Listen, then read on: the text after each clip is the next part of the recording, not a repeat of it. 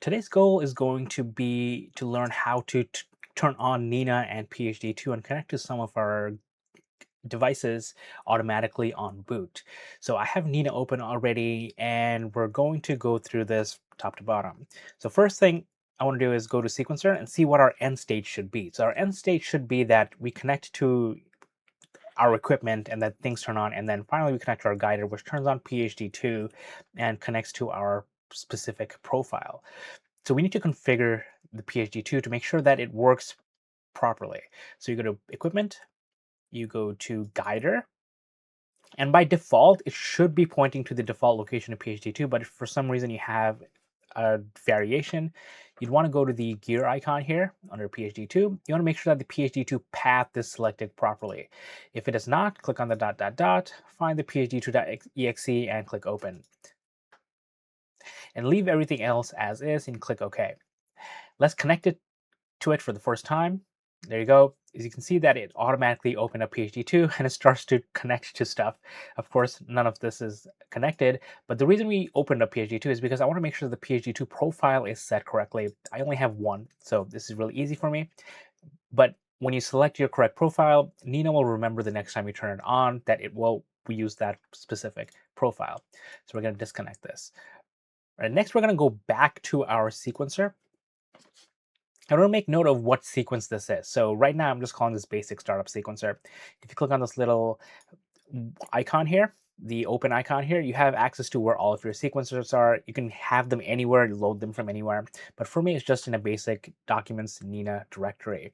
And the sequencer we're going to start up is this basic startup sequencer. So once you have your sequencer set up, make sure you save it. You can save as or save it. So you can see that it's saved as basic startup sequencer. And we're going to need this for in a little bit. So now we're going to go over to our options. We're going to go to general and make sure the profile that you want is here, that you want N.I.N.A to start up with. And we're going to make a note of this ID. Now you can't copy this as far as I know. So the way to copy this is you look at it and you type it down, or let's find it in our path here. So we're going to go open up our computer, go to our C drive, users, find your user. We're going to go to app data, local, and it's going to be N.I.N.A. There's two of them here, so I think one of them is old. N.I.N.A. And then we have profiles. And then we have the profiles config and the profile itself. If you go to N.I.N.A, you'll see that this one starts with BA9A5. This is going to be BA9A5. So this is the profile. Just select it, edit it, Control C, copy it, and then make a note of it somewhere. I would recommend opening up maybe Notepad or Notepad++.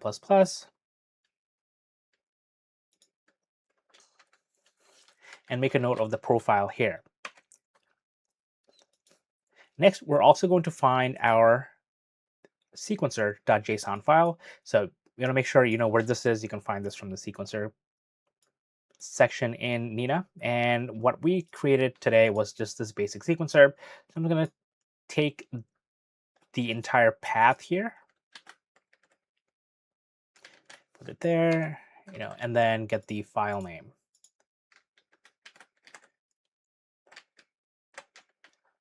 There we go. So this is our sequencer and this is our profile. So now we're ready to tell Windows to run N.I.N.A on startup. And to do that, on the search window here, just type in Task Scheduler. You can see as I type task, it comes up as the first option. When you're here, you want to make sure you click on Task Scheduler Library, and we're going to create a new task here.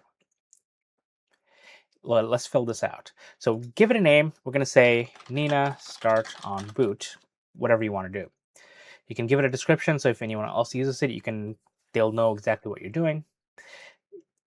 Running only when the user is logged in is probably a good idea if you're using N.I.N.A. You want to make sure that you are logged in the N.I.N.A start it up. You can also run this under system by using change user group. You can look up system, but I wouldn't do that because N.I.N.A is a user specific kind of app. You want to go in and be able to log in and see what's running. Otherwise, if you run it as system, you may not have proper permissions later on to do stuff to it. So I just run when Windows is logged on, when user is logged on, and my Windows also just boots in automatically. You want to make sure you run with highest privileges and configure for, let's change this to Windows 10 because that's the latest. We're going to go to triggers, click on new, and the trigger is going to be on startup, at startup. That's basically all you need. So it's just saying that whenever Windows starts up, it's going to start up. I would recommend doing a delay task for not 15 minutes, maybe do 5 minutes or maybe 3 minutes. I'm going to do this to 1 minute and then change this to 2 minutes for the purposes of this video. But I normally wait 5 minutes, and that's because sometimes the background processes like the ASCOM drivers and all the other stuff can take a couple of minutes to turn on, and you don't want Nina turning on without those background processes running. So I feel that a few minutes of buffer time between startup and running this task works really well. Make sure it's click enabled and click OK. On the actions, we're going to go to new, and we're going to start a program. You have a bunch of options here, including send an email and display a message, which no longer work. I don't know why there are options anymore. Click on start a program, and the program script we're going to use is N.I.N.A. So we're going to click on browse, and now we're going to look for our N.I.N.A exe file. By default, it's actually going to be in program files, N.I.N.A, nighttime imaging and astronomy. I'm already there from my previous setup. I'm going to scroll down until you find N.I.N.A.exe. Here we go, N.I.N.A.exe. Click open. There you go. So this will be here. And then add an argument. We're going to add our profile here. So to add the profile, we're going to do slash. Actually, I'm going to do this in Notepad because it's going to be easier to see. So in Notepad, this is our profile here. We're going to do -p for profile. And then for our sequencer, we're going to do -s for sequencer. Now, I would recommend putting the sequencer in quotes. So put double quotes around it, because if there's any spaces or anything, the quotes will make sure that it runs without any issues. The other thing we want to include, another flag, is called run. So the R flag, the run flag. Now, if you're wondering where I got these flags from, I didn't just make them up. They were actually in release notes for N.I.N.A back in 3.1 hotfix 2. So if you just search for, like R or something, they have some command line options. So P, you can also do -- profile ID, but P is the shortcut. Sequence file for a sequence, and then R is for run sequence. You can also do exit after sequence. So once your sequencer is done, it'll close N.I.N.A. You can also turn on debug for more logs, as well as do help and version if you need to. But this is where I'm getting it from. I'm not making those up. And now we're going to put all of these on one line so that it looks like this. The reason I didn't put profile in quotes is because there's no spaces here. This is a pretty generic profile ID here. And we're going to select this, copy, or right click and copy. I'm going to go to our task scheduler. And then in the add arguments, we're just going to paste it here. We don't need to start it anywhere. It'll just start wherever it needs to start. It's going to be under N.I.N.A. Click OK. Now conditions. This one, you don't really have to do anything. For me, I'll just turn everything off. Like if you're using a remote rig, or if you're using a mini PC, it's going to be plugged into AC power anyway. You don't want this to be like a startup failure just because it's detecting a battery for some reason. Next, go to settings. We could disallow tasks to be run on demand, but sometimes it doesn't run, or sometimes I want to just run it manually if I'm impatient and I don't want to wait the 5 minutes. We don't want to stop the task if it runs longer than 3 days. And if the task does not end, force it to stop. You do want to do that. Sometimes it'll stall if you need to intervene. And the option here, do you want to make sure that it's do not start a new instance when the task is already running, because if there's any kind of failure, if you don't have this selected, it'll keep running N.I.N.A, and N.I.N.A can have unlimited instances running. So you don't want that to happen. Now click OK. Right, now we have this here, N.I.N.A start on boot. You can see that I have a generic one that I use, N.I.N.A scheduler, which is my normal one that'll run on startup. So now this is running and it's ready. So what I'm going to do is I'm going to turn this off, close this, and close this. And we're going to restart the computer to see if it starts on boot. So let it go. All right, this is on a remote computer, so it did turn on. So let's connect. You can see I don't have a password set.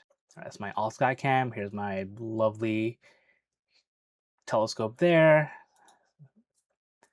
You can see it turned on, and it should turn on N.I.N.A in about a minute or so. So I'm just going to go to Task Manager, see how long this computer's been running, because I didn't connect as soon as it started.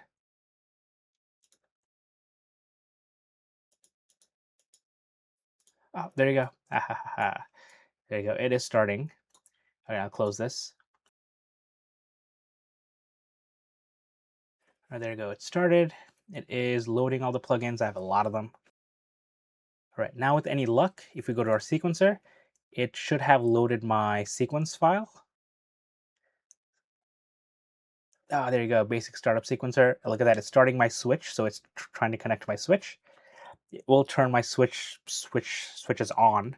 I don't have a lot of options here, just two switches because the Wanderer box. There you go. It connected. It's my Wanderer box, whatever this is called, the plus V3. Oh, look at this. You can see the USB and the DC come on real time. Okay, so what happened was, what did I do? Oh yeah, so this is my fault. Lessons learned. So in the switch setting, so oh yeah, so okay, so PhD2 is connecting because the guider is good. So ignore all these errors. The reason this didn't happen is because I connected it.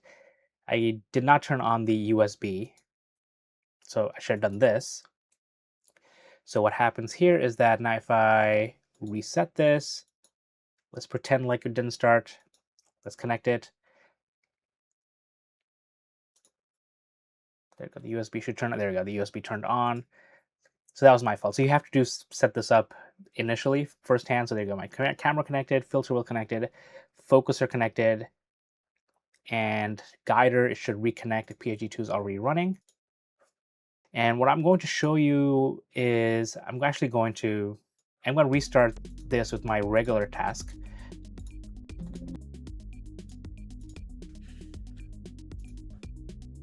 So now I'm going to turn this one off. So disable it if you don't need it anymore. You click on it, you click on disable, you can right click and disable as well. I'm going to re-enable my scheduler and click on enable. Now this is going to run, it does run on boot. I already have this set up with my regular profile and my sequencer.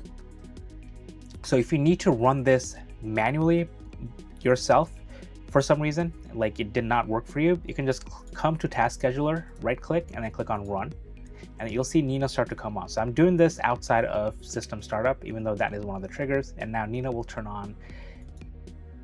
There you go. That's the icon. Now it'll turn on and go into my current profile and sequence. Let's see. There you go. So this is a little bit more advanced. This is more fleshed out. So all of my equipment that connects, it does it in order and it does so without error. So anyways, I hope this was helpful. Super easy to do. This is one of the ways I make sure that my rig at Death Valley Observatories runs automatically without me having to do anything. The Melee Q4C here turns off in the morning and then turns back on because I have it set up to turn on power. If you have any questions, please feel free to ask. And as always, thanks for watching. Clear skies.